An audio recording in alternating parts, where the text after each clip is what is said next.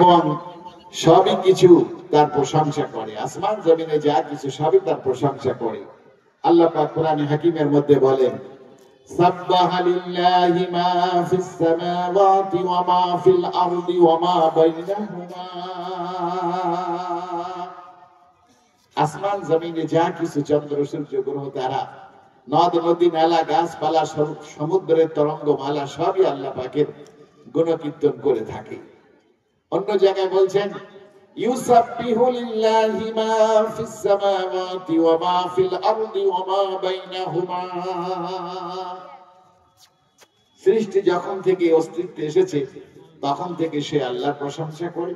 আসমান জমিনের মাঝে সবই, আর কিয়ামত পর্যন্ত আল্লাহর প্রশংসা করতে থাকবে। মানব দানব জিন আর মানুষেরা যদি আল্লাহর ইবাদত বন্দেগী করে তাতে আল্লাহর সম্মানের সামান্য বৃদ্ধি হয় না। যদি ইবাদত নাও করে তাহলে তার মানের সামান্য ঘাটতিও হয় না।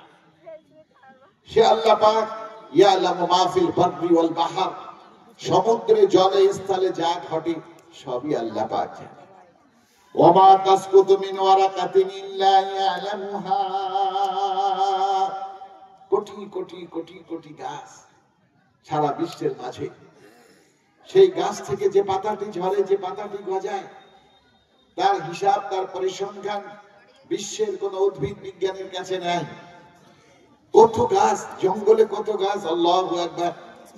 ওয়া মা তাসকুতু মিন ওয়ারাকাতিন ইল্লা ইয়ালামুহা। তার হিসাব, তার সংরক্ষণ সে আল্লাহ পাকের কাছে আছে। যে এই গাছটায় প্রথম যখন বীজ থেকে অঙ্কুরিত হয়, ফালিকুল হাব্বি ওয়ান নাওয়া, ওই বীজ তার মুখটা ফেটে যখন প্রথম অঙ্কুরিত হয় দুটি পাতা গজায়। তারপরে আরো পাতা পড়লো, আরো শাখা প্রশাখা, আরো ডালপালা, কত পাতা গজিয়েছে আর কত পাতা ঝরে গেছে। প্রত্যেকটি গাছের পৃথক পৃথক এবং সমগ্র বিশ্বের যাবতীয় গাছের সম্পর্কে কত পাতা গজিয়েছে, কত ঝরে গেছে, তারও হিসাব সেই আল্লাহ পাকের কাছে আছে। বলুন সুবহানাল্লাহ। ওয়া মা তাসকুতু মিন ওয়ারাকাতিন ইল্লা ইয়ালামুহা ওয়ালা হাববাতিন ফি যুলুমাতিল আরদ ওয়ালা রাতাবিন ওয়ালা ইয়াবিসিন ইল্লা ফি কিতাবিম মুবিন।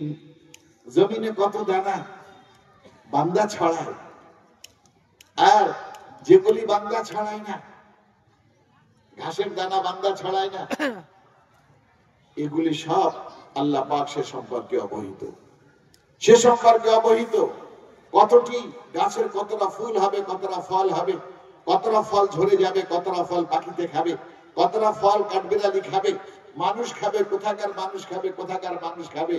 দানে দানে পে লিখা হে খানে ওয়ালে কা নাম। সুবহানাল্লাহ, সুবহানাল্লাহ। কাশ্মীরের বাগানে আপেল হবে, এই নদিয়ার মানুষ, পলাশীর মানুষ খাবে। আর নদিয়ায় পলাশীতে আম হবে, লিচু হবে, এটা ভারতের অন্য প্রান্তের মানুষ খাবে। আপনি জানেন না, আপনার গাছে আম হয়েছে, কাশ্মীরের বাগানে আপেল হয়েছে, কিন্তু সেই আপেল কার খোরাক, কার খাদ্য, সেটা আল্লাহ পাক ইল্লা ফি কিতাবিম মুবিন, ইল্লা ফি কিতাবিম মুবিন, আল্লাহ পাক সুস্পষ্ট কিতাবে সে নাম লিখে রেখে দিয়েছে। বলুন সুবহানাল্লাহ। আরে সে আল্লাহ, তার শান কি, তার মান কি, আল্লাহু আকবার। ওই কাশ্মীরের বাগানে আপেল, যে আপেল এই দেখা যাচ্ছে যে পলাশীর বাজারে আসবে, আর পলাশীর বাজার থেকে এই গ্রামের কি বড়নন্দা তো এটা নাকি, বড়নন্দার গ্রামের আব্দুর রহিম ভাই তার ফ্যামিলির লোক খাবে, ওই আপেলটা খাবে। ওই আপেলের নাম লেখা আছে আব্দুর রহিম ভাই, লেখা আছে আব্দুর রহিম ভাইয়ের স্ত্রী, লেখা আছে আব্দুর রহিম ভাইয়ের ছেলে মেয়ে, লেখা আছে আব্দুর রহিম ভাইয়ের বাড়ির আরশোলা, টিকটিকি বা পিপিলিকা, তাদেরও নাম লেখা আছে। আপেল জন্মাচ্ছে কোথায়? কাশ্মীরে। আর খাবে বড়নন্দার আব্দুর রহিম ভাইয়ের বাড়ির ফ্যামিলি। শুধু ফ্যামিলি না, বরং টিকটিকি, আরশোলা, পিপিলিকা এগুলোও খাবে, তাদেরও নাম লেখা আছে, তাদেরও নাম লেখা আছে। ওই যে আপেলটার নাম লেখা আছে, যে ফলের দোকানে ওই আপেলটা সকাল থেকে বিক্রি করার জন্য ঝুড়িতে সাজিয়ে রেখেছে। কিন্তু আব্দুর রহিম ভাই যাবে 10টার সময়, রাত 10টায়। রাত 10টা পর্যন্ত ওই ফলটা দাঁড়িপাল্লায় ওঠে, হয় বেশি হয় নয় কম হয়, ওটা চেঞ্জ হয়। ওটা যার নামে তার থলিতে যাবে, তোমার থলিতে যাবে না। তুমি নিলে বলছে দাও 1 কিলো, বেশি হয়ে যাচ্ছে 100 গ্রাম। হ্যাঁ দাও 1 কিলো, কম হয়ে যাচ্ছে তাহলে বড়টা নাও।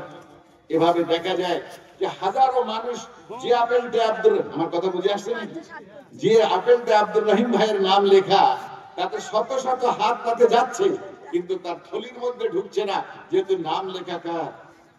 আব্দুর রহিম ভাই। ও ভাইয়েরা আমার, রাত 10টার সময় টোটো চালিয়ে যখন আব্দুর রহিম ভাই আসে, তখন ফলওয়ালা বলে ভাই কিছু আপেল পড়ে আছে, নিয়ে যাও, সস্তায় দিয়ে দেবো। সারাদিন বিক্রি করেছি 100 টাকা করে, তুমি 80 টাকা দিলে হয়ে যায়। যে আপেলটায় শত শত মানুষ হাত দিয়েছিল সেটাও রয়ে গেছে। আব্দুর রহিম ভাইয়ের থলেতে এবারে আসে, বাড়ি আসে, বাড়ি আসে। বাড়ি আসার পরে আব্দুর রহিম ভাইয়ের স্ত্রী ওটাকে কাটে, ওটাকে কাটে 4টে ফালি করে, 4টে ফালি করে। একটা ফালি আব্দুর রহিম ভাই খায়, একটা ফালি তার ছেলে খায়, একটা ফালি তার মেয়ে খায়, আর আরেকটা ফালি স্ত্রী খায়। 4 ফালি স্ত্রী খায়। অথচ নাম লেখা আছে কার? আরশোলা, নাম লেখা আছে পিপিলিকা, নাম লেখা আছে টিকটিকি। তাদেরটা কোথায় গেল? তাদের ভাগটা কোথায় গেল? আরে আল্লাহু আকবার।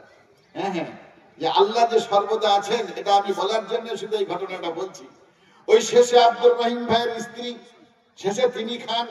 ওই যে শেষ ফালিটা থাকে সেটা মুখের মধ্যে দেয়, আর মুখের মধ্যে দিয়ে যখন মাড়ির দাঁত দিয়ে চাবায়, ওটা ভালো করে চাবিয়েছে, চাবানোর পরের নম্বর গিলা নাকি, যখন চিবানো হয়ে যায় এবারে গিলবে, এবারে গিলবে। এই গিলার জন্য এই যে গলা, এই যে গলা, এখানে এই যে গলা, এখানে 3টে রাস্তা আছে, এখানে 3টে রোড আছে, 3টে রাস্তা আছে। একটা হলো শ্বাসনালী, একটা হলো খাদ্যনালী, আর একটা হলো কণ্ঠনালী। এই 3টে নালা আছে, আরো শিরা উপশিরা অনেকগুলো আছে, ওগুলো আমি এখন বলছি। একটা হলো কণ্ঠনালী, এই আমার কথা যে আপনারা শুনছেন, এটা যে যে নালা দিয়ে আমার মুখ দিয়ে মাইকের কাছে আসে বার হয়, এটাকে নাম কণ্ঠনালী। যখন কণ্ঠনালী দিয়ে কথা বার হয়, তখন খাদ্যনালী, শ্বাসনালী বন্ধ থাকে। এইখানে এইখানে যেহেতু 3টে রাস্তা, 3টে রাস্তা, যেখানে 3টে রাস্তা আপনি পলাশীতে দেখেছেন বা বিভিন্ন জায়গায় দেখেছেন, যেখানে 3 রাস্তা সেখানে ট্রাফিক থাকে না, থাকে না। একটা রাস্তা যখন চালু করে তো 2টো রাস্তা বন্ধ রাখে, আবার আরেকটা চালু করে তার 2টো বন্ধ রাখে, আবার আরেকটা চালু করে তার 2টো বন্ধ রাখে। এটা তো ট্রাফিক করে। আর এইখানে এইখানে আল্লাহ একটা ফেরেশতা বসিয়ে রেখেছে, ফেরেশতা আমরা দেখতে পাই। এইখানে আল্লাহ পাক একটা ফেরেশতা বসিয়ে রেখেছে, ফেরেশতা যে ট্রাফিকের কাজ করে। আপনি দেখুন, নিজে নিজে ট্রাই করে দেখুন, যখন আপনি কথা বলবেন তখন শ্বাস নিতে পারবেন না, যখন আপনি খাবেন কোনো কিছু তখন কথাও বার হবে না, আবার শ্বাসও বার হবে। একটার কাজ 2টো বন্ধ হয়, একই মুখ একটা, পথ একটা, পথ একটা। এই পথ দিয়ে গালের ভিতরে যায়, মুখমণ্ডলের ভিতরে যায়, যে এরপরে যখন নিচের দিকে যায় বা ভিতর থেকে যখন বাইরে আসে, রাস্তা হলো 2টো, 3টে। একটা খাদ্যনালী, একটা শ্বাসনালী, আর একটা হলো কণ্ঠনালী। এই 3টে আলাদা আলাদা। যারা ইএনটি স্পেশালিস্ট তারা জানে যে আলাদা আলাদা। অতএব আপনি যখন কথা বলবেন, এই যে এখানে, এখান থেকে এই কথাটা এখানে যাচ্ছে, এখান থেকে যাচ্ছে, এখানে একটা ভোকাল কর্ড থাকে, যারা মাইক ম্যান জানে ভোকাল কর্ড। আপনার আমার সকলেরই আল্লাহ পাক এই গলার ভিতরে একটা ভোকাল কর্ড রেখেছে। সমস্ত কথাগুলি সেই কর্ড হয়ে মুখ দিয়ে বার হয়, আর খাদ্য নালী দিয়ে খাদ্য ভিতরে যায়, শ্বাস নালী দিয়ে শ্বাস প্রশ্বাস আপ ডাউন। কিন্তু একটার কাজ যখন শুরু হয় তখন আরেকটা বন্ধ থাকে। এই বন্ধ কে করে? আল্লাহর হুকুমে। এখানে একজন ট্রাফিক পুলিশ আছে, ফেরেশতা, সেই কাজটা করে, সেই কাজটা করে। আল্লাহু আকবার। এইবারে যদি দেখা যায় একটা রাস্তা বন্ধ আর 2টি রাস্তা চালু, বন্ধ রাস্তা যেটা, ও যদি জোর করে যদি ঢুকে যায় তাহলে অ্যাক্সিডেন্ট হবে কি হবে না? হবে কি হবে না? ও যদি জোর করে ঢোকে অ্যাক্সিডেন্ট হবে। এখনো ভাইয়েরা আমার, আব্দুর রহিম ভাইয়ের স্ত্রী আপেলটা মুখের মধ্যে নিয়ে চিবিয়েছে। চিবিয়ে পর যখন সে খেতে যাবে তখন হঠাৎ করে শ্বাসনালীর মধ্যে শ্বাস যখন গিলবে, অর্থাৎ খাদ্যনালীতে যখন আপেলটা যাবে তখন শ্বাসনালী বন্ধ থাকবে, কণ্ঠনালী বন্ধ থাকবে, কিন্তু শ্বাসনালী সামান্য একটু খুলে গেছে। সামান্য খুলে যাওয়ার কারণে শ্বাসনালীর মধ্যে আপেলের একটা অংশ ঢুকে গেছে। যদি আপেলের একটা অংশ ঢুকে যায় তাহলে হাসি পড়বে না পড়বে না? আমরা বলি হাসি, হাসি আসবে না আসবে না? শ্বাসনালীতে কোনো কিছু ঢুকলে বিষম লাগে, অনেক জায়গায় বলে বিষম লাগে। এই বিষম লাগলে কি হয়, মুখের মধ্যে ভাত বা অন্য যা কিছু আছে ওটা বেরিয়ে আসে, চাবানো জিনিসটা কি হয় বেরিয়ে আসে। ও ভাইয়েরা আমার, বাড়ির আরশোলার লেখা, আরশোলা চিবানো ছাড়া খেতে পারবে না। টিকটিকির লেখা চিবানো ছাড়া খেতে পারবে না। পিপিলিকার নাম লেখা টিকটিকি ওই চিবানো ছাড়া খেতে পারবে না। আব্দুর রহিমের স্ত্রী ওটা ভালো করে চিবিয়েছে। যখন খেতে যাবে তখন ফেরেশতারা বলছে যে ওতে নাম লেখা ছিল আব্দুর রহিমের, খেয়ে নিয়েছে। নাম লেখা ছিল তার ছেলের, খেয়ে নিয়েছে। নাম লেখা ছিল মেয়ের, খেয়ে নিয়েছে। নাম লেখা স্ত্রীর, কিন্তু তারই মধ্যে টিকটিকির আর আরশোলার অংশ আছে। অতএব ওইখানে ট্রাফিক পুলিশ একটু শ্বাসনালীটা খুলে দিয়েছে। যখনই খাদ্য নালীতে ওই আপেলটা যাবে, কিছুটা শ্বাসনালীতে যেই গেছে অমনি বিষম লেগেছে। আর বিষম লাগার পরে চিবানোর কিছু অংশ বেরিয়ে পড়েছে। মুখ দিয়ে যেটা বেরিয়ে পড়ে ওটা কি আর কেউ ফেরত করে মুখে খায়? ওটা এবার কে খাবে? আরশোলা খাবে, টিকটিকি খাবে, পিপিলিকা খাবে। ইয়ে হলো আল্লাহ, ইয়ে হলো আল্লাহ।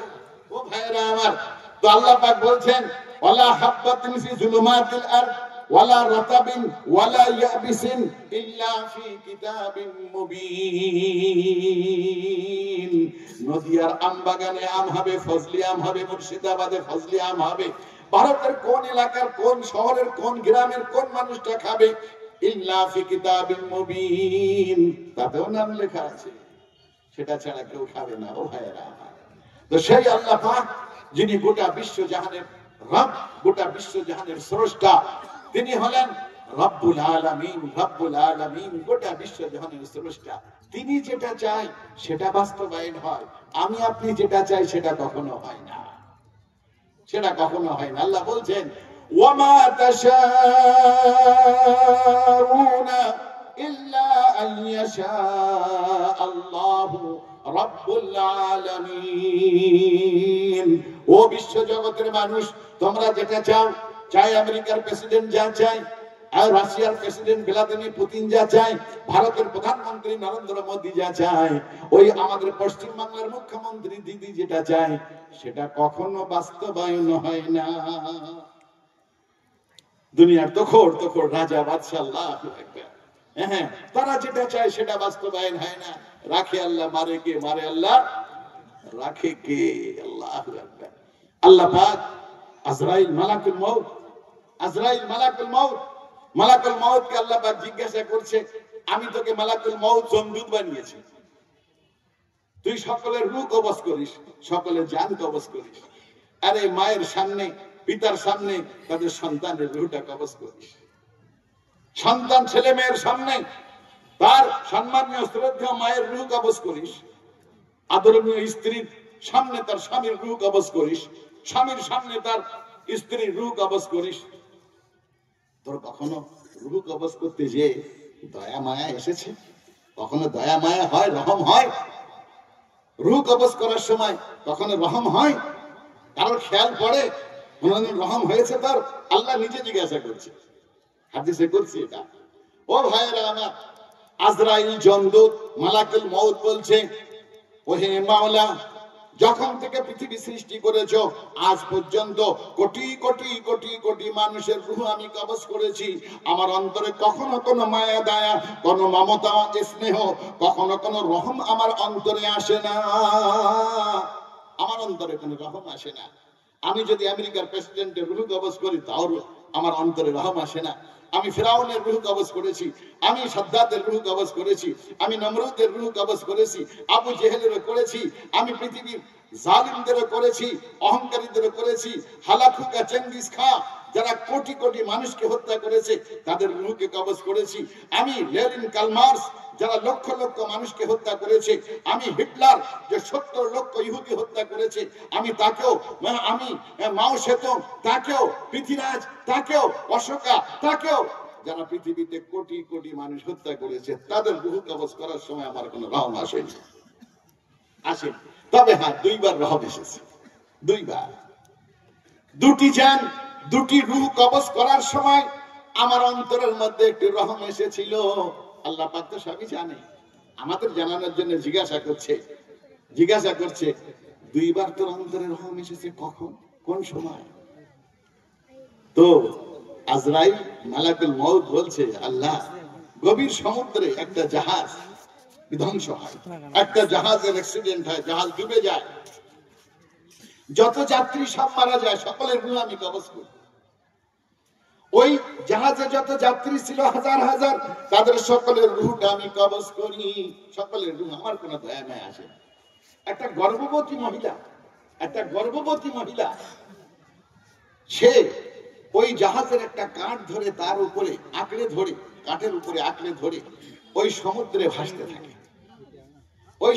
ভাসতে থাকে, সমুদ্রের তরঙ্গমালায় ভাসতে ভাসতে ভাসতে ভাসতে যখন প্রায় সমুদ্রের কিনারায় এসেছে, তখন ওই গর্ভবতী মহিলাটা তার পেটের বাচ্চা প্রসব করে ফেলেছে। তখনও কিনারায় আসে, ওই তক্তার উপরে আঁকড়ে ধরে ভাসতে ভাসতে যখন সে কিনারায় এসেছে, কিনারায় আসবে আর কিছু কয়েকটা মুহূর্ত পর, তখনই ওই তক্তার উপরে তার বাচ্চা প্রসব হয়ে গেছে। যখন এই গর্ভবতী মায়ের বাচ্চাটা প্রসব হয়েছে, কয়েকদিন সমুদ্রের তরঙ্গে, ওই সমুদ্রের ঢেউয়ে তক্তার উপরে আঁকড়ে ধরে কোন প্রকারে সে তীরে এসেছে, আর সেই সময় তার বাচ্চা প্রসব হয়ে গেছে। ওহে মাওলা, তুমি আমাকে হুকুম দিলে, মাওলা তুমি আমাকে হুকুম দিলে ওই মায়ের জানটা কবজ করো। আরে যে মা সকলেই জাহাজে মারা গেছে, তাদের সঙ্গে মারা গেলেও কোনো অসুবিধা ছিল না, কিন্তু আল্লাহ পাক তুমি তাকে বাঁচালে। কিভাবে বাঁচালে? একটা তক্তা সমুদ্রের তরঙ্গের মধ্যে, সেই তক্তাকে আঁকড়ে ধরে রয়েছে, সে ডুবলো না। যখন কিনারার কাছে এসেছে, তখনই তার বাচ্চা প্রসব হয়ে গেছে। বাচ্চা প্রসব, এই বাচ্চার এখনই দুধ দরকার, খাদ্য দরকার। ওই তক্তার উপরে বাচ্চাটা প্রসব করার পরে আল্লাহ যখনই বলেছে ওই মায়ের রূহটা কবজ করো, তখন ওই রূহটা কবজ করার সময় আমার অন্তরে একটু রহম এসেছিল, কিন্তু তোমার হুকুম আমি রূহটা কবজ করি। ওই মায়ের রূহটা কবজ করার সময় যখন বাচ্চার উপায় কি হবে, বাচ্চাটার উপায় কি হবে, তখন একটু রহম এসেছিল। মহান আল্লাহ পাক বলেন, আর কখন তোর অন্তরে রহম এসেছিল? বলছে, ওহে মাওলা, আর তখন রহম এসেছিল যখন ইয়ামানের বাদশা, নাম তার সাদ্দাত, আপনারা তার অনেক ওয়াজ শুনেছেন। সেই ইয়ামানের বাদশা সাদ্দাত, আল্লাহ পাক তাকে প্রাচুর্য দিয়েছিল, সোনা হিরে জওহরাত দান করেছিল। আল্লাহ পাক স্বর্ণের পাহাড় দিয়েছিলেন, হিরে জওহরাত মানি মুক্তার খাজানা দিয়েছিলেন। সে সেই সম্পদের অহংকারে, বাদশাহীর অহংকারে, সে আল্লাহকে ভুলে যে বলল যে মানুষ বেহেশত পাওয়ার আশায় সবকিছু করে, আমি দুনিয়াতে বেহেশত বানাবো, আল্লাহর বেহেশত দরকার নেই,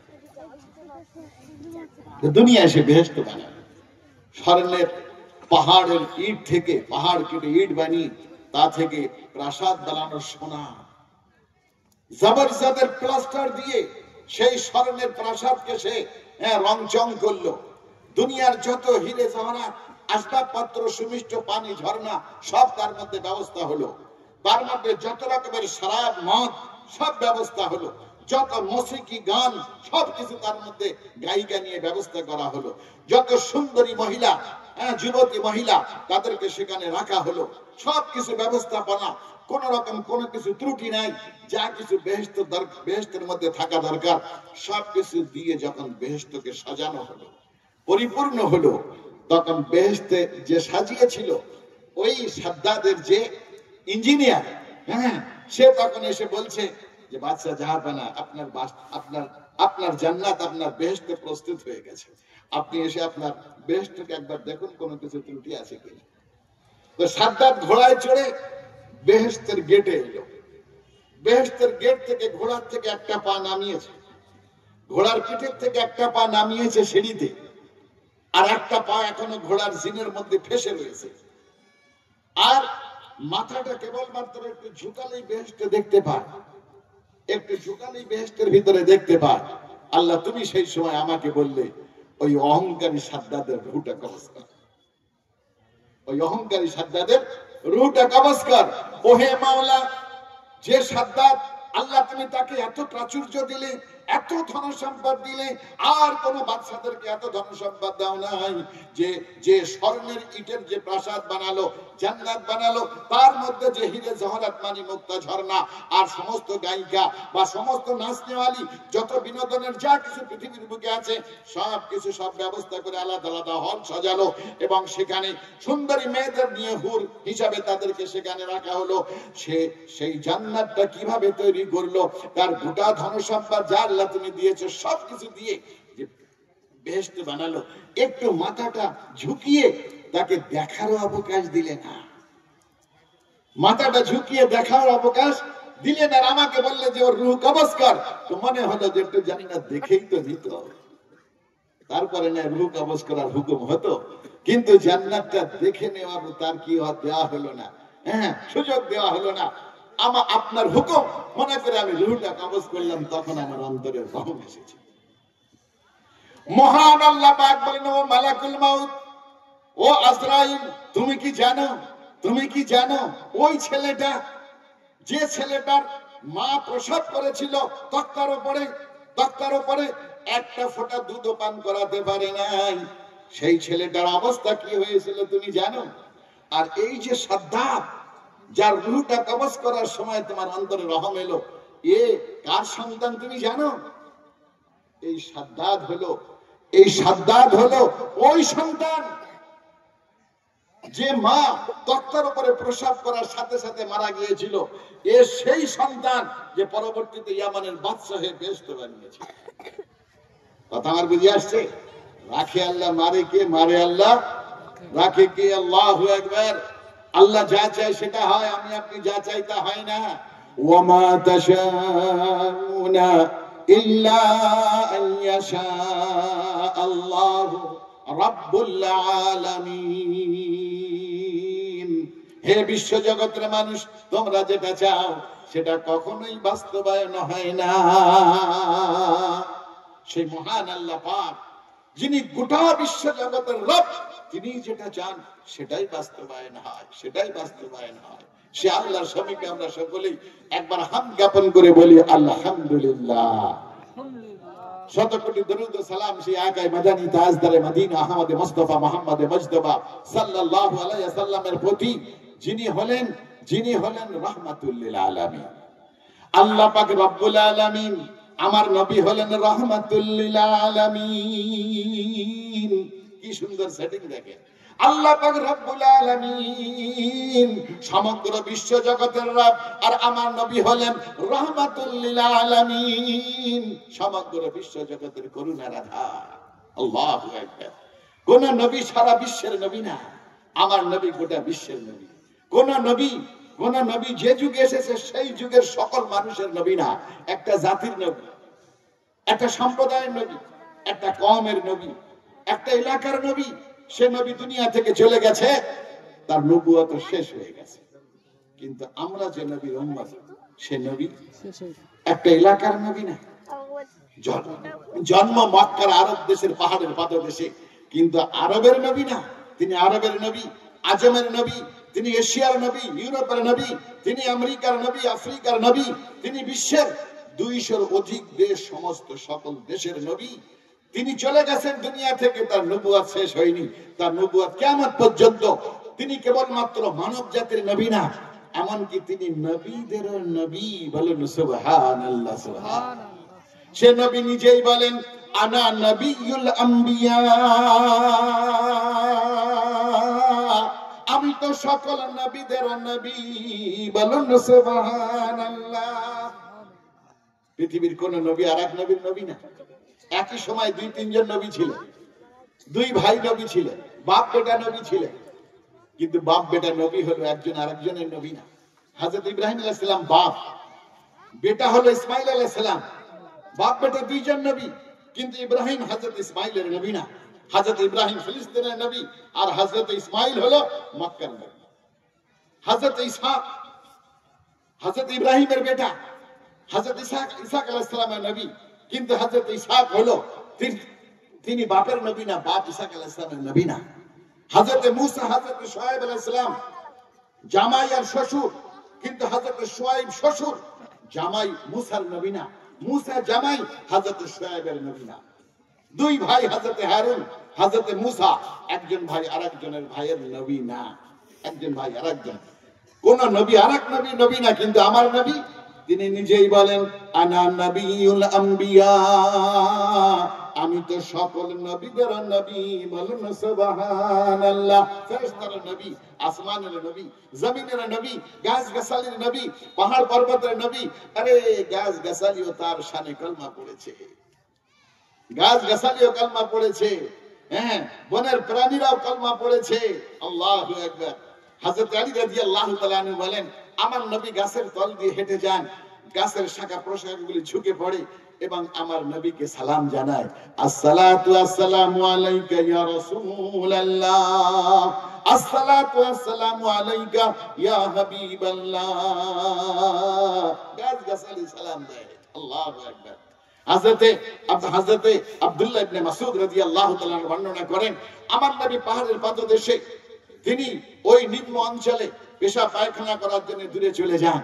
যখন তিনি মাটির নিকটবর্তী হন এবং যখন তিনি কাপড় উঁচু করেন, তো আশেপাশে যত ঝোপ ঝাড় আছে, খাদ্দাতুল আরদু খাদ্দা, জমিনকে চিরে পাহাড়কে ফেড়ে আমার নবীর চতুর্দিকে পর্দা করে দেয়। পর্দা। বলেন সুবহানাল্লাহ, সুবহানাল্লাহ। তো যে নবী, আল্লাহু আকবার, সমগ্র বিশ্বকুলের নবী, সেই নবীর শানে আমরা সকলে একবার মহব্বত সহকারে বলি সাল্লাল্লাহু আলাইহি ওয়াসাল্লাম। আল্লাহ পাকের হামদ, নবীর প্রতি দরুদ পেশ করার পরে ভাইরা আমার, আমরা মুমিন। আমরা মুমিন। মুমিন মানে যে বিশ্বাস করে। আমরা মুমিন, আমরা আল্লাহকে বিশ্বাস করি। আমরা মুমিন, আল্লাহ রাসূলকে বিশ্বাস করি, সমস্ত নবীদেরকে বিশ্বাস করি, আল্লাহর কিতাবকে বিশ্বাস করি, আমরা কিয়ামতকে বিশ্বাস করি, আমরা পরবর্তী একটা জীবন জিন্দেগি আছে আমরা বিশ্বাস করি, যে আমাদের এই জীবনের পর আরেকটা জিন্দেগি আছে, সে জিন্দেগি আর কখনো শেষ হবে না, সেটাও বিশ্বাস করি। জান্নাত জাহান্নামকে বিশ্বাস করি, ওজন হবে আমাদের নেকি আর বদি, এটাও বিশ্বাস করি। আমরা সকলেই বিশ্বাসী। আমরা বিশ্বাসী মানে ইমানদার, মুমিন। কিন্তু আমরা মুসলমান কিনা একটু ভালো করে পরখ করি। আমরা মুসলমান কি? আজ সারা বিশ্ব শত্রু মুসলমানদের, মুসলমানদের শত্রু সারা বিশ্বের সব ধর্ম গোষ্ঠীর পাশা এখন এক। রসুনের পাশা যেমন এক, কগুলো আলাদা আলাদা, ইহুদি, খ্রিস্টান, হিন্দু, বৌদ্ধ, হ্যাঁ, পৃথিবীর যত জাত সব এখন এক জায়গায়, মুসলমান আর এক জায়গায়। কিন্তু আমরা মুসলমান কিনা? মুসলমান কাকে বলে আর মুমিন কাকে বলে? আল্লাহ পাক একটা কোরআনের আয়াতে বলেছেন, ইয়া আইয়ুহাল্লাযীনা আমানু, ইয়া আইয়ুহাল্লাযীনা আমানু তাকুল্লাহা হাক্কা তুকাতিহি ওয়া লা তামুতুন্না ইল্লা ওয়া আনতুম মুসলিমুন। হে আমার বিশ্বাসী বান্দারা, হে আমার ইমানদার বান্দারা, আল্লাহকে যেভাবে ভয় করা দরকার সেইভাবে ভয় করো। আল্লাহকে যেভাবে ভয় করা দরকার সেভাবে ভয় করো, সেভাবে ভয় করো। কিভাবে ভয় করার দরকার? সমস্ত মুফাসসিররা, এমনকি বুখারীতে কিতাবুত তাফসীরে লেখা আছে আল্লাহকে কিভাবে ভয় করার দরকার, আল্লাহকে কিভাবে ভয় করার দরকার। ইয়া আইয়ুহাল্লাযীনা আমানু তাকুল্লাহা হাক্কা তুকাতিহি, যেমন ভাবে ভয় করার দরকার তেমন ভাবে ভয় করো। এমন ভাবে ভয় করো যে তোমার দ্বারাই কোনো গুনাহ হবে না, পাপ হবে না। আল্লাহর ভয়ে পাপকে ছেড়ে দেবে, আর আল্লাহর হুকুমগুলি তোমার থেকে ছাড়বে না, ওগুলি তুমি আদায় করবে। এই হলো তাকওয়া। বাস দুটো জিনিস, মুত্তাকি, তাকওয়া, পরহেজগার, আল্লাহর ওলি। এর জন্য দুটো জিনিস হওয়ার দরকার। একটা হলো আল্লাহর ভয়ে যাবতীয় পাপ ছেড়ে দেওয়া, কেউ দেখুক আর না দেখুক আল্লাহ দেখছে।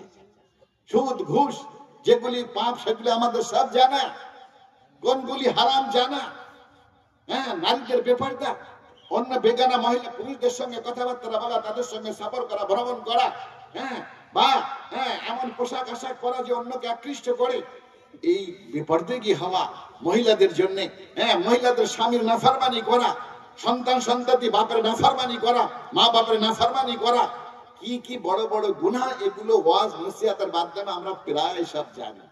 প্রকৃত আল্লাহর ভয় হলো যে ভয় আল্লাহ পাকের, সেই ভয় করো যে ভয় তুমি পাপ ছাড়তে বাধ্য হও, যে ভয় পাপ ছেড়ে। আর কি?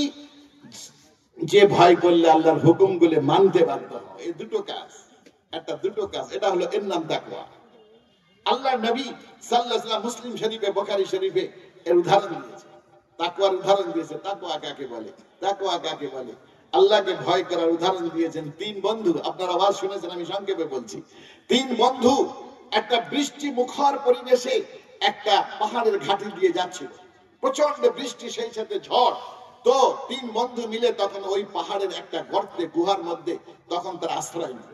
যখন পাহাড়ের গর্তের মধ্যে আশ্রয় নিল, তো উপর থেকে একটা বিশাল বড় পাথর, চটান, সে গড়িয়ে গড়িয়ে এসে ওই যে পাহাড়ের গর্তে আশ্রয় নিয়েছিল তার মুখটা বন্ধ করে, মুখটা বন্ধ হয়ে গেল। তিনজন মিলে হাজার চেষ্টা করে পাথরটা সরাতে পারছেন। তখন দেখলো যে আশেপাশে কোনো লোকজন নেই, কে আমাদের আওয়াজ শুনবে, এখান থেকে আমাদের উদ্ধার হওয়ার আর কোনো উপায় নেই। হ্যাঁ, এই পাথর আমরা তিনজন কেন 30 জনও সরানো যাবে না, তাহলে এখন উপায় কি? তিন বন্ধু মিলে তখন বলল যে আল্লাহর ভয়ে, তাকওয়া কাকে বলে ভালো করে বুঝুন। আল্লাহর ভয়ে, হ্যাঁ, আল্লাহর সন্তুষ্টির উদ্দেশ্যে যদি আমরা জিন্দগিতে কোনো নেক আমল করে থাকি, তাহলে সেই নেক আমলের ওসিলা যদি আল্লাহর কাছে দেই, তাহলে হয়তো আমরা এই বিপদ থেকে মুক্তি পেতে পারি। তাছাড়া এই বিপদ থেকে মুক্তি পাওয়ার আর কোনো উপায় নাই। তিনজন তখন চিন্তা ভাবনা করলো যে কোন কাজটা আল্লাহর সন্তুষ্টির জন্য আর আল্লাহ পাকের ভয় করেছি, একটু সবাই চিন্তা করি। তো একজন তখন বলছে, ওহে মাওলা, আমি গরিব মানুষ ছিলাম, আমি ছাগলের রাখার ছিলাম। আমাদের জিন্দেগি চলার জন্য আমার কয়েকটা ছাগল ছিল, যে ছাগলগুলো আমি পাহাড়ের বুকে চড়াতাম এবং ছাগলগুলো নিয়ে সন্ধ্যাবেলায় বাড়ি ফিরতাম। আমার বাড়িতে আমি ছিলাম, আমার স্ত্রী ছিল, আমার বাচ্চা কাচ্চা ছেলে মেয়ে ছিল, আমার বৃদ্ধ মা বাবাও ছিল। এতজন সদস্য আমরা ছিলাম, বৃদ্ধ মা বাপ ছিল, আর আমি ছিলাম, আমার স্ত্রী ছিল, আর আমার বাচ্চা কাচ্চা ছিল। আমি সারাদিন ছাগল চড়ানোর পর ওই ছাগলগুলো সন্ধ্যাবেলা বাড়িতে ফিরিয়ে নিয়ে তাদের দুগ্ধ দহন করতাম। দুগ্ধ দহন করার পরে একটা বাটিতে, বড় একটা কটোরায় ওই দুগ্ধগুলো নেওয়ার পরে আমি সর্বপ্রথম সেই দুধটা নিয়ে আমি মা বাপের পায়ের কাছে দাঁড়িয়ে থাকতাম, আর সেই দুধ আমি মা বাপকে প্রথম পান করাতাম। আমার মা বাপকে প্রথম পান করাতাম। আমি আমার মা বাপকে প্রথম পান করাতাম। তারা যখন তৃপ্ত সহকারে পান করে নিত, তারপরে আমি আমার ছোট ছোট বাচ্চা কাচ্চা ছেলে মেয়েদেরকে পান করাতাম। বাচ্চা কাচ্চা ছেলে মেয়েরা যদি পান করার পরে কিছু বেঁচে থাকতো, আমি আর আমার স্ত্রী দুইজন ভাগ করে খেতাম। এভাবে আমাদের সংসার চলছিল। একদিন কি হলো, কিছু ছাগল পাহাড়ের ওপাশে চলে গেল, সেগুলি ফিরিয়ে বাড়ি আনতে আনতে অনেক রাত হয়ে গেল। আমি রাতের বেলা এসে আমি ছাগলের দুধ দহন করলাম। ছাগলের দুধ দহন করার পরে অন্যান্য দিনের মতো আমার পিতামাতাকে প্রথম খাওয়ানোর জন্য আমি প্রথমে আমার মা বাপের কাছে গেলাম দুধ পান করানোর জন্য। আমার মা বাপ ঘুমিয়ে পড়েছে। তারা ঘুমিয়ে পড়েছে, ক্ষুধায় ঘুমিয়ে পড়েছে, সারাদিন কিছু খায়নি। তাদের একমাত্র আমি দুগ্ধ দহন করে পান করাই, সেটাই তারা খায়। তারা ঘুমিয়ে পড়েছে, তাদের ঘুম থেকে জাগানো আমি সমীচীন মনে করলাম না। যে ঘুম থেকে উঠলে খাওয়াবে। এদিকে আমার বাচ্চা কাচ্চা গুলো আমার পায়ের কাছে কান্নাকাটি করছিল, তারা গড়াগড়ি খাচ্ছিল, লুটেপুটি খাচ্ছিল। স্ত্রী বলছিল ঠিক আছে, মা বাপের জন্য রেখে দাও, বাচ্চাদেরকে খাওয়াও, কান্নাকাটি করছে।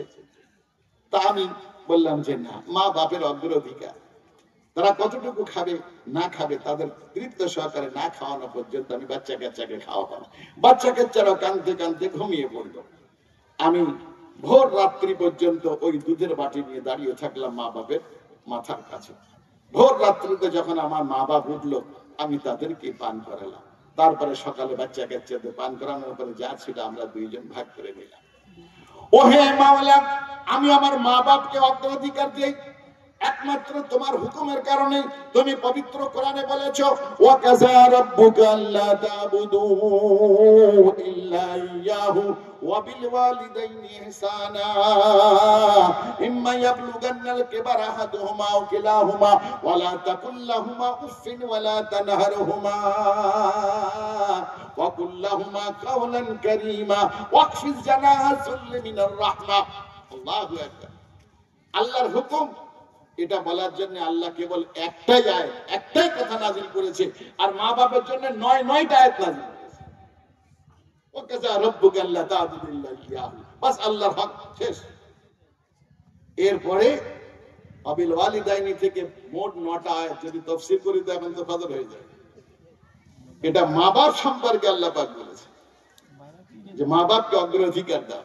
এমনকি বলা হয়েছে হাদিস শরীফে আসছে, যে সন্তান সারাদিন দোকানে কাজ করার পর, সারাদিন টোটো চালানোর পরে, অটো চালানোর পর, সবকিছু করার পরে যখন বাড়ি ঢোকে, বাড়ি ঢুকে যদি বাড়িতে বৃদ্ধ মা বাপ থাকে, আগে নিজের বৃদ্ধ মা বাপের খোঁজ নিয়ে তারপরে ছেলে মেয়ে বা স্ত্রীর খোঁজ নেবে। এই সন্তান, আল্লাহু আকবার, এই সন্তান কিয়ামতের দিন আল্লাহ পাক তার মা বাপের দর্শন না করে ছেলে মেয়েকে দেখে না। আজকাল তো আমরা ঘরের মধ্যে ঢুকি, ও মানা, ও খোকা, ও বাবু, ও খোকার মা, ও কচির মা। মা বাপ, বুড়ো মা বাপ কোন বারান্দায় কোথায় শুয়ে আছে, কোন জায়গায় পড়ে আছে, আল্লাহু আকবার। হাজার বাড়িতে আমি দেখেছি মা বাপ পড়ে আছে, কাশছে। ছেলে সারাদিন পর কাজ থেকে বাড়ি এসছে, আরে আগে মা বাপের চেহারা দর্শন করে তারপরে স্ত্রী দর্শন কর। তার কখনো বেবরকতি হবে না, বেরহম হবে না। তার মানে বেবরকতি মানে রুজির অভাব হবে না। আর কখনো কি হবে না, বেবরকতি হবে না, রুজির অভাব হবে না, রোগ শোকে মরবে না, সুস্থ থাকবে। এই প্রেসক্রিপশনটা মেনে দেখো না, এই প্রেসক্রিপশনটা মেনে দেখো। ঘরে যখন ঢুকবো আগে মা বাপকে দর্শন করে মা ছেলে মেয়ের খোঁজ নেব, স্ত্রীর খোঁজ নেব, স্ত্রীর খোঁজ নেব। ও ভাইরা আমার, কেউ আজকাল মা বাপের খোঁজ নেয় না, খাওয়া পরানো দূরের কথা, আগে মা বাপ যে আছে সেটাকে একটু দেখা করে আসে। ওই রাখাল সে বলছে, ওহে মাওলা, এটা তোমার সন্তুষ্টির জন্য যদি আমি করে থাকি, আমার মা বাপের প্রতি যদি তোমার হুকুম মনে করে থাকি, আজ আমরা মহাবিপদে এই আমলের ওসিলায় আল্লাহ পাক আমাদেরকে তুমি এই পাথরটা আমাদের ভিতর থেকে সরিয়ে দাও, যাতে আমরা সূর্যের আলো দেখতে পারি, বেরিয়ে আসতে পারি। যখন এই আমলের ওসিলা দিলেন, একটা আওয়াজ হলো, পাহাড়টা একটু পাথরটা সরে গেল, কিছুটা সূর্যের আলো দেখা যায়, কিন্তু বার হওয়ার মতন পাথরটা সরল না, কিছুটা সরে গেল। দ্বিতীয় ব্যক্তি বলছে, তোমার কোন নেক আমল থাকে কিনা বলো। তখন দ্বিতীয় ব্যক্তি বলছে যে হ্যাঁ, ওহে মাওলা, আমার কাছে প্রচুর ছাগল ছিল, প্রচুর গরু ছিল, অনেক কিছু আমার কাছে জমি জায়গা ছিল, আমি সেগুলি চাষ আবাদ, ছাগল বকরিগুলো চড়ানোর জন্য আমার অনেক মজদুর ছিল, অনেক মজদুর নিয়ে আমি সেগুলি কাজ কাম করতাম। আমি প্রতি মাসে পেমেন্ট দিয়ে দিতাম, ওই মজদুররা পেমেন্ট নিয়ে নিত। এক মাসে আমি যখন মজদুরদের পেমেন্ট দিতে গেলাম, একটা মজদুর অনুপস্থিত দেখলাম, সে উপস্থিত নাই। আমি তার খোঁজ খবর নিয়ে তাকে পেলাম না। এখন তার সেই মজদুরির যে জিনিসটা, যে গল্লাটা, সেটা কি করা যাবে? তার যে গমটা, জবটা কি করা যাবে? কোন হাদিসে জবের কথা এসছে, কোন হাদিসে গমের কথা এসছে। তো বলছে যে এটা তো নষ্ট হয়ে যাবে, এই জন্য ছোট্ট একটা খেতে আমি সেটা বপন করলাম। বপন করার পরে তার থেকে যে ফসল হলো, সেই ফসল দিয়ে আমি গরু কিনলাম, আমি অন্যান্য প্রাণী কিনলাম, সেগুলোর দেখাশোনা করার জন্য আবার মজদুর লাগলো। আমি তারই উৎপাদন থেকে আমি মজদুরদের মজদুরি দিয়ে দিতাম। এইভাবে এক যুগ কেটে গেল। আর তার গরুর একটা চারণ ক্ষেত্র ভরে গেল, ছাগল ভেড়ার চারণ ক্ষেত্র ভরে গেল, বড় বড় ক্ষেত ফসলে ভরে উঠলো। এক যুগ পরে সেই মজদুর তখন বুড়ো হয়ে গেছে, আমার কাছে এসে বলছে, মালিক, আমি আপনার কাছে 1 মাসের স্যালারি পাই। আমার মা অসুস্থ ছিল, এজন্য আমি শোনা মাত্রে আপনার কাছ থেকে স্যালারি না নিয়ে আমি মায়ের কাছে চলে যাই। দীর্ঘ 1 যুগ আমার মা অসুস্থ থাকায় আমি আর আপনার কাছে আসতে পারিনি, তার খিদমত করতে থাকি। আমার মা এখন মারা গেছে, আমি সেই 1 মাসের যে স্যালারি, যে মজদুরি, 1 সা বা 1.5 সা যে গল্লা জব, আমি এখন সেটা আপনার কাছে পাই, আমি নিতে এসেছি। আল্লাহু আকবার। তখন ওই মালিক বলছে আমি তখন বললাম, তোমার সেই এক সা বা এক মুদ যে তোমার জব বা তোমার গম ছিল, সেটা আমি বপন করি মাটিতে, এবং তার থেকে যে ফসল উৎপাদন হয় তা থেকে আমি গরু ছাগল ক্রয় করি, জমি ক্রয় করি, তার মজদুর রাখি, তোমার উৎপাদন থেকে তার মজদুরিও মিটিয়ে দেই। আজ এক যুগ পরে এসেছো, মায়ের খেদমত করে, মায়ের দোয়া এসেছো, ওই ওই অমুক চারণ ক্ষেত্রে যত হাজার হাজার ছাগল দেখা যায়, যত ভেড়া দেখা যায়, যত মেষ পালক দেখা যায়, সবই তোমার, তুমি নিয়ে যাও, সবই তোমার, তুমি নিয়ে যাও, ক্ষেতের ফসল সবই তোমার, তুমি নিয়ে যাও। তখন আমি তখন সে আমার মজদুর আমাকে বলল, মনিব আপনি আমার সঙ্গে ঠাট্টা করবেন না, আমি তো আপনার কাছে এক মুদ বা এক সা কেবলমাত্র জব পাই, আপনি আমার সঙ্গে বিদ্রুপ করবেন না, ঠাট্টা করবেন না, আমার সেই মজদুরিটা দিলেই হয়ে যায়। আমি তখন বললাম, তোর ওই আমানতকে খেয়ানত না করে আমি সেই আমানতকে সুরক্ষা দিয়ে আমি এতদূর বৃদ্ধি করেছি, এ সবই তোর, তুই নিয়ে যা। আল্লাহ, আজ আমাদের কাছে আমানতের কত খেয়ানত, আমরা আমানতের খেয়ানত করতে সামান্য দ্বিধাবোধ করি না। আমার নবী বলেন আমার উম্মত সব ধরনের গুনাহ করতে পারে, আমার উম্মত সব ধরনের গুনাহ করতে পারে, কিন্তু দুইটি গুনাহ কখনো আমার উম্মত করতে পারে না। দুটি গুনাহ করতে পারে না, একটা মিথ্যা কথা বলতে পারে না, আর একটা আমানতের খেয়ানত করতে পারে না। লা ঈমান লিমান লা আমানাত লা, যে আমানতের খেয়ানত করবে সে ঈমানদারই না, সে আমার উম্মতই না। যে মিথ্যা কথা বলবে সে আমার উম্মত না। ভালো করে শুনুন, কিয়ামতের দিন আমার নবী ছাড়া কেউ সুপারিশ করতে পারবে না, কোন নবীও সুপারিশ করতে পারবে না। কিন্তু সুপারিশ কাদের জন্য করবে? কাদের জন্য? না, ভালো করে শুনুন, আল্লাহ নবী সুপারিশ করবে কি কাদের জন্য? উম্মতের জন্য, উম্মতের জন্য। সব নবীরা বলবেন নাফসি নাফসি নাফসি নফসি নফসি নফসি, আমার কি হবে, আমার কি হবে, আমার কি হবে। আর আমার নবী বলবেন, ইয়া রাব্বি সাল্লিম উম্মতি, ইয়া রাব্বি সাল্লিম উম্মতি, আমার উম্মতকে পার করো, আমার উম্মতকে পার করো, উম্মতকে পার করো। এইজন্য ও নদিয়াবাসীরা, ও পলাশীবাসীরা, ও ভারতবাসীরা, তোমরা নবীর উম্মত হও, দল হয়েও না, জামাত হয়েও না। আল্লাহ নবী কোন দলের জন্য সুপারিশ করবে না, কোন দলের জন্য না। ও দেওবন্দীরা তোমরা তাদেরকে রক্ষা করো, ও তাবলীগওয়ালাদেরকে রক্ষা করো, ও জামাত ইসলাম আহলে হাদিস তোমরা তাদেরকে রক্ষা করো, ও সালাফি ও সুন্নি তাদেরকে রক্ষা করো। এই কথা আল্লাহ নবী বলবেন না। আল্লাহ নবী বলবেন, রব্বি সাল্লিম উম্মতি উম্মতি উম্মতি। আল্লাহ সেই নবী বলেছেন, যে সন্ত্রাসবাদ, যে জঙ্গিবাদ, যে মানুষকে ভীতি আর ভয়ের মধ্যে রাখে, লাইসা উম্মতি, আমার উম্মত না, উম্মত না। যে আমানতের খেয়ানত করে, লাইসা উম্মতি, আমার উম্মত না, উম্মত না। যে মিথ্যা কথা বলে, লাইসা উম্মতি, আমার উম্মত না, উম্মত না। উম্মত হয়ে কবরে যাও, দল দল না, উম্মত। উম্মত উম্মত হতে গেলে দেখতে হবে রাসূলের আদর্শ কি, রাসূলের জীবনী কি। রাসূলের আদর্শ কি, জীবনী কি। এই জন্য এই ব্যক্তি বলছে যে আমি ওই ব্যক্তির আমানতকে সুরক্ষা দিয়ে আমি সেটাকে বৃদ্ধি করেছি, নষ্ট হতে দেইনি। আজ তার চারণ ক্ষেত্রে ভরে গেছে ছাগলে ভেড়ায়, ক্ষেত ফসলে ভরে গেছে।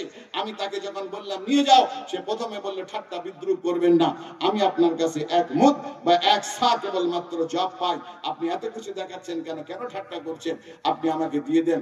আমি তখন তাকে যখন সবকিছু ভেঙে বললাম যে তোমার আমানতকে সুরক্ষা দিয়ে আজ এতটাই বৃদ্ধি আল্লাহ করেছে, সবই তোমার, নিয়ে যাও। ওহে মাওলা, সবই সে নিয়ে গেল, কিছুই আমার জন্য রেখে গেল না, কিছুই ছেড়ে গেল না, সবই নিয়ে গেল। আল্লাহ পাক তোমার আমানত, তোমার বান্দার আমানতকে যদি আমি সুরক্ষা দেই, আজ আমরা বড় বিপদে, আজ বড় বিপদে পাথরের চাপা পড়ে আছি।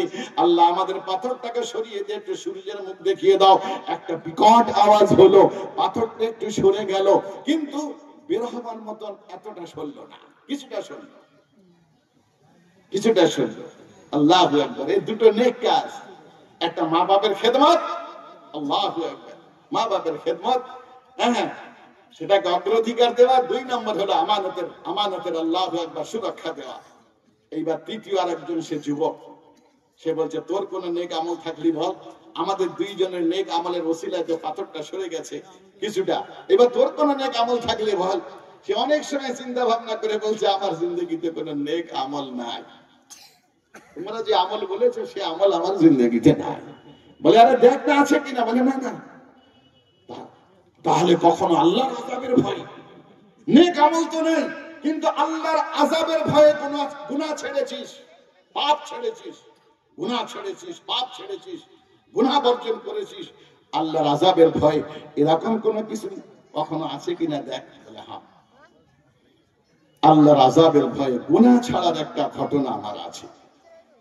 আমি ছিলাম যুবক, আমি আমার বাড়ির পাশে আমার এক চাচাতো বোন সম্পর্কে অপরূপ সুন্দরী, আমি তাকে মহব্বত করতাম, আমি তাকে ভালোবাসতাম।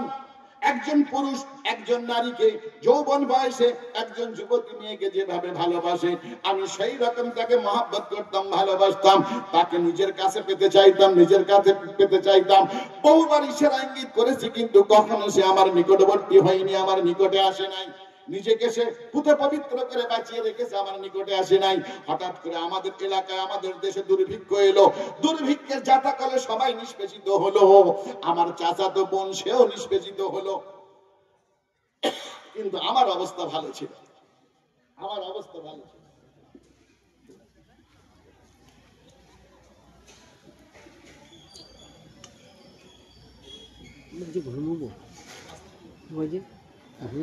অবস্থা ভালো ছিল। তখন ওই যুবতী মেয়ে যাকে আমি অত্যাধিক মহব্বত করতাম, ভালোবাসতাম, সে আমার কাছে এলো, এসে বলল, ভাইজান, দুর্ভিক্ষের জাতাকলে নিষ্পেষিত হয়ে গেছি, কয়েকদিন খাওয়া দাওয়া হয়নি, কিছু সাহায্য করুন, কিছু সাহায্য করুন। আমি তখন সেই সুযোগ পেয়ে প্রস্তাব দিলাম, তুমি আমার নিকটে এসো, তুমি আমার যদি মনোরঞ্জন করো তাহলে আমি তোমাকে সাহায্য করব, সাহায্য করব। সে বলল, কি সাহায্য করবে? সে আমার কাছে 100 দিনার বা 120 দিনার, দুই রকম হাদিসে আছে, আমার কাছে চাইল। আমি জোগাড় করলাম 100 দিনার, জোগাড় করে আমি তাকে ডাকলাম। এমন সময় যখন বাড়িতে কেউ ছিল না, মা বাপ কেউ ছিল না, কোন রকম কোন প্রতিবন্ধকতা ছিল না, আমি দীর্ঘদিন ধরে যাকে পাবো বলে লালন বাসন করে এসেছি, লালনা বাসনা করে এসেছি, আমি তাকে ডাকলাম, সে আমার কাছে এলো এবং সে আমাকে সঁপে দিল, সম্পূর্ণ রূপে আমাকে সঁপে দিল। যখন সে আমাকে সঁপে দিল এবং আমি তার 2 হাঁটুর মাঝখানে যখন বসলাম, তার সঙ্গে জিনায় ব্যভিচারে লিপ্ত হওয়ার জন্য যখন পরিপূর্ণ প্রস্তুত, কোনো প্রতিবন্ধকতা নাই, কোন রকম কোন প্রতিবন্ধকতা নাই, সেই সময় ওই মেয়েটি তখন আমাকে বলে উঠলো, ইয়া আখি ইত্তাকিল্লাহ, ইয়া আখি ইত্তাকিল্লাহ, ভাই আল্লাহকে ভয় করো, আল্লাহকে ভয় করো, আমার সতীত্বকে নষ্ট করো না। আল্লাহ তোমার এই নামটা শোনার সাথে সাথে যখন মেয়েটির মুখে বার হলো, ইত্তাকিল্লাহ, আল্লাহকে ভয় করো, আল্লাহ তোমার নাম আমার শোনা মাত্রই দেহের মধ্যে এমন কম্পন এলো, এমন কম্পন এলো, আমি তাকে অত্যন্ত মান সম্মান ইজ্জতের সঙ্গে আমি তাকে ছেড়ে দিলাম, তাকে 100 দিনারও দিয়ে দিলাম, তাকে ছেড়ে দিলাম। ওহে মাওলা, একমাত্র তোমার আযাবের ভয়, যে গুনাহ করার সুযোগ আমার কাছে ছিল, কোনো প্রতিবন্ধকতা ছিল না, আমি সেটা পরিত্যাগ করেছিলাম তোমার আযাবের ভয়ে, তোমার আযাবের ভয়। আজ আমরা বড় বিপদে, আল্লাহ তুমি আমাদেরকে এই পাথরটা সরিয়ে দাও, যাতে আমরা বের হতে পারি, আকাশের মুখ দেখতে পারি। বিকট শব্দ হলো, পাথরটা সরে গেল, 3 বন্ধু বেরিয়ে এলো। আমার নবী 3 বন্ধুর এই ঘটনা তাকওয়ার উদাহরণ দেওয়ার জন্য মুসলিম শরীফ বা বুখারী শরীফে বুঝিয়েছে। তাকওয়া কাকে বলে? আরে মাথায় পাগড়ি, লম্বা দাড়ি, লম্বা জামা, এটা তাকওয়ার আলামত না। তাকওয়া হলো গুনাহ ছাড়া, পাপ ছাড়া, আর আল্লাহর হুকুমকে মানা। আল্লাহর হুকুম নামাজ, যখনই মসজিদের মিনার থেকে আওয়াজ আসে, হাইয়া আলাস সালাহ, হাইয়া আলাল ফালাহ, এসো নামাজ, এটাই কামিয়াবি। যে দোকানের মধ্যে আছো, যে অটো টোটো চালানোর মধ্যে আছো, যে ব্যবসা বাণিজ্যের মধ্যে আছো, ওটার মধ্যে কামিয়াবি না, স্থায়ী কামিয়াবি আল্লাহর হুকুমের দিকে এসো। আতিস যাকাত, যদি সম্পদ হয় যাকাত দাও। হজ ফরজ হলে হজ করো। আজকাল তো আমরা করছে সব, হজ আর কেউ করে না। আপনাদের এলাকায় চালু হয়েছে কি জানি না, কিন্তু আমাদের উত্তর 24 পরগনায় হাই, আমি একদম শপথ করে বলতে পারি, হজ ফরজ, হজ ফরজ। ব্যাঙ্গালোর যাচ্ছে, ওই আপনার কি বলে এতে যাচ্ছে, মাদ্রাস চেন্নাই যাচ্ছে, লাখ লাখ টাকা ওষুধের পিছনে খরচ করছে, হজ করছে না, হজ করছে না।